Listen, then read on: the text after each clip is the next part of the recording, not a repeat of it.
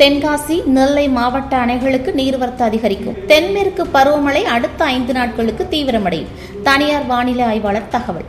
ஈரப்பதம் மிக்க அரபிக்கடல் காற்றானது தமிழக மேற்கு தொடர்ச்சி மலைகளின் ஊடாக இழுப்பதால் 24ஆம் தேதி முதல் கேரளா மற்றும் தமிழக மலையோர பகுதிகளில் மீண்டும் பருவமழை தீவிரமடையும் என தென்காசி மாவட்ட தனியார் வானிலை ஆய்வாளர் ராஜா தெரிவித்துள்ளார்.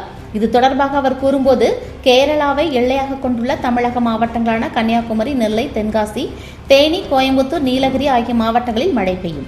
அதிலும் குறிப்பாக கல்குளம், விளவங்கோடு, நான்குநேரி, அம்பாசமுத்திரம், தென்காசி, செங்கோட்டை, கடையநல்லூர் உள்ளிட்ட 13 தாலுகாக்களில் 5 நாட்களுக்கு விட்டுவிட்டு மிதமான மழை பெய்யும். தென்றல் தவழும் தென்காசியை பொறுத்தவரை அடுத்த 5 நாட்களுக்கு விட்டுவிட்டு தொடர் சாரல் மழை பெய்யும்.